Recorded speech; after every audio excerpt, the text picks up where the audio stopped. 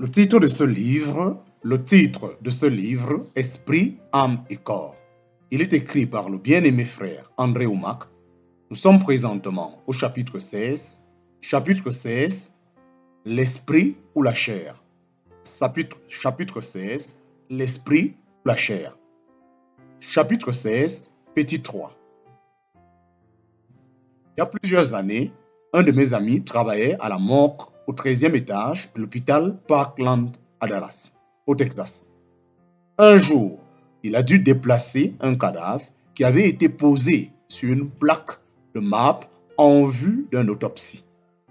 Pendant qu'il s'est affairé à autre chose, le corps s'est redressé, la bouche grande ouverte et les bras bâillants sur les côtés. Sous le coup, la peur, mon ami a presque sauté par la fenêtre. Il s'est vite ravisé et s'est précipité dans le couloir pour arborner le premier venu par le bras et pour le forcer à tester les signes vitaux du mort, qui fut déclaré bien mort. Après avoir allongé le corps, le spécialiste a expliqué qu'il arrive que les impulsions électriques perdurent un court moment après la mort. Les muscles peuvent bouger en se contractant. Cela ne signifie pas pour autant que la personne soit revenue à la vie. Le corps de ce mort avait gardé des réflexes, mais la vie en elle-même avait disparu. Une nature, deux façons de penser. Une nature, deux façons de penser. Lorsque vous êtes né de nouveau, votre ancienne nature pécheresse a laissé derrière elle un corps. C'est de là que vient l'attirance que vous ressentez encore pour le péché. Bien que vous soyez mort au péché, votre vieil homme a été crucifié, il est mort, il n'est plus, mais ses anciennes habitudes subsistent toujours dans votre corps et dans votre façon de penser non renouvelée.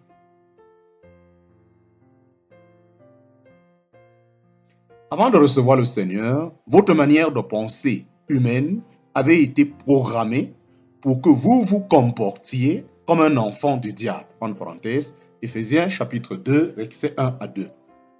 Vous étiez naturellement égoïste, colérique, avide, critique, avare, amer et plus encore, mais depuis que vous êtes né de nouveau, votre Père Céleste vous a donné une nature entièrement nouvelle et juste. Toutefois, votre vieil homme, qui n'est plus, a laissé derrière lui un corps. Votre façon de penser, purement humaine, va continuer à fonctionner avec la programmation précédente tant que vous ne l'auriez pas renouvelée par la parole de Dieu. Vous avez une seule nature, mais vous possédez deux façons de penser. Celui qui croit qu'il a à la fois l'ancienne et la nouvelle nature en lui a l'impression d'avoir deux personnalités différentes. Voilà une personnalité troublée. Vous n'avez qu'une seule nature, la nouvelle, mais vous avez effectivement deux façons de penser différentes. Une qui est non renouvelée, en parenthèse chair, et l'autre qui est celle de Christ, en parenthèse esprit. La clé consiste à reprogrammer vos pensées humaines pour qu'elles s'accordent avec celles de votre esprit. Votre esprit, lui, est tout le temps bien disposé envers Dieu. Il pense constamment à la personne que vous êtes en Christ. Il considère en permanence ce qui est vôtre dans le Seigneur et ce que vous êtes capable de faire en Dieu. C'est en renouvelant votre intelligence naturelle pour penser comme votre esprit que vous expérimenterez la vie et la puissance de Dieu en vous. Simple, mais pas facile. Simple, mais pas facile. C'est aussi simple que cela, mais pas si facile. Vous rayonneriez comme le croyant né de nouveau que vous êtes, et vous manifesteriez la vie de Dieu dans vos pensées et dans vos actions si vous puisez dans le royaume spirituel en fonction de votre identité en Christ et que vous laissiez le Saint-Esprit vous instruire sans céder à une quelconque influence négative, en parenthèse, humaine, religieuse, voire démoniaque. Mais la réalité est tout autre. Vous avez été mal programmé, vous devez être réinitialisé. L'ennemi vous ment, Les amis, la famille et les gens religieux vous disent « Ah, non, tu n'as pas la nature de Dieu. Tu n'es qu'un pauvre pécheur sauvé par grâce. Tu n'es pas capable de faire telle chose. » Ces voix vous incitent constamment à douter de ce que votre esprit est en train de vous dire. Conséquemment, la vie de Dieu qui est dans votre esprit ne se manifeste que par degrés variables en fonction des progrès du renouvellement de vos pensées. Votre pensée naturelle détermine si vous êtes dominé par votre esprit ou par votre chair. Si vous ne la renouvelez pas à la lumière de la parole de Dieu, votre pensée ne gravitera qu'autour de la perception de vos sens physiques. Pour être conduit par votre esprit, vous devez vous familiariser avec la parole et y ajouter votre foi. Écoutez-moi, marchez sous l'impulsion de l'esprit et vous n'accomplirez plus ce que la chair désire. En parenthèse, Galates chapitre 5, verset 16. Pour une raison inconnue, enfant, j'avais du mal à boutonner mes chemises.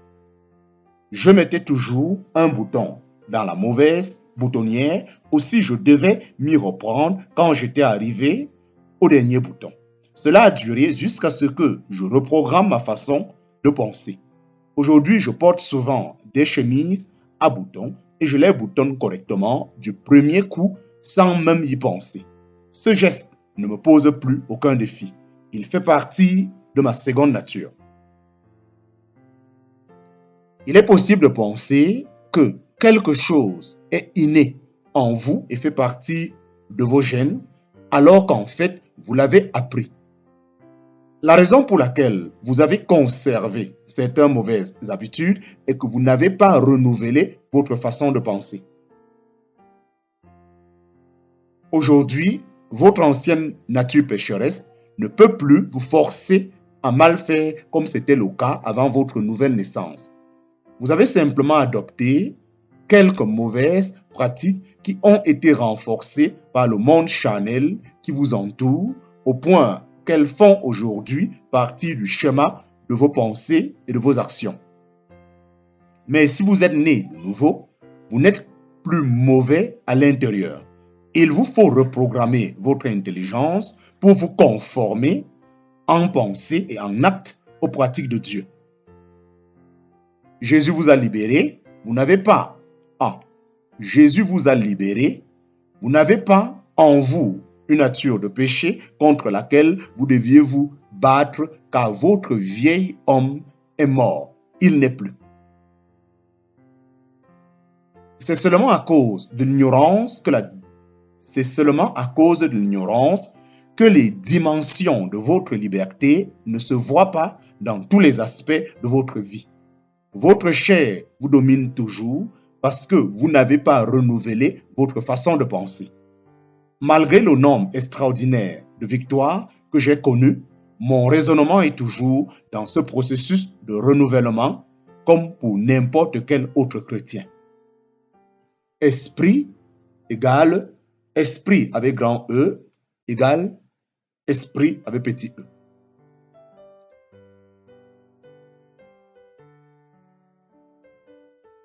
Le mot chair ne décrit donc pas une nature pécheresse qui sera encore présente après la nouvelle naissance. Il se rapporte très exactement à toute pensée, émotion, désir et partie de vous qui n'est pas sous le contrôle de votre nouvel esprit justifié.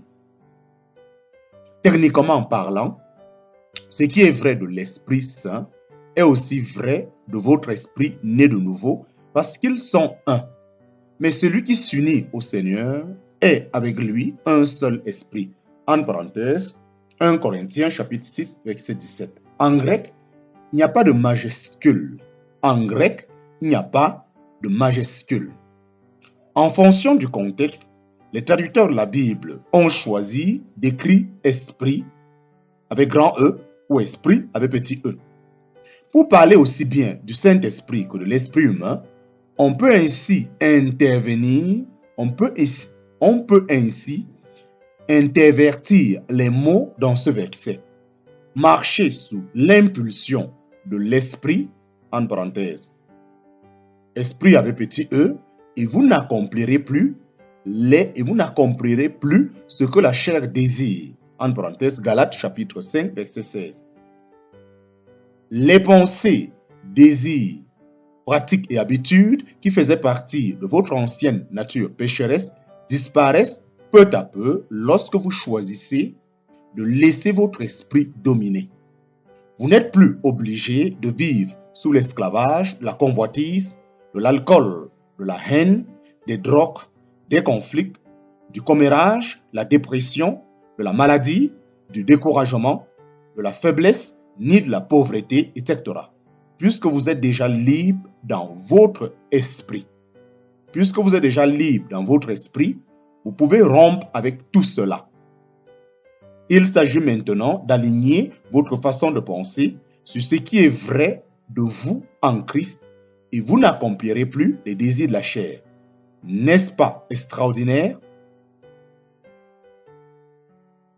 Les pensées, désirs, pratiques et habitudes qui faisaient partie de votre ancienne nature pécheresse disparaissent peu à peu lorsque vous choisissez de laisser votre esprit dominer.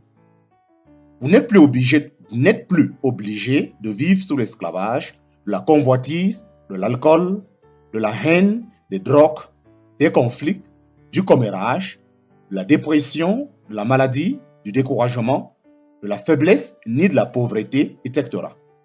Puisque vous êtes déjà libre dans votre esprit, vous pouvez rompre avec tout cela. Il s'agit maintenant d'aligner votre façon de penser sur ce qui est vrai de vous en Christ et vous n'accomplirez plus les désirs de la chair. N'est-ce pas extraordinaire?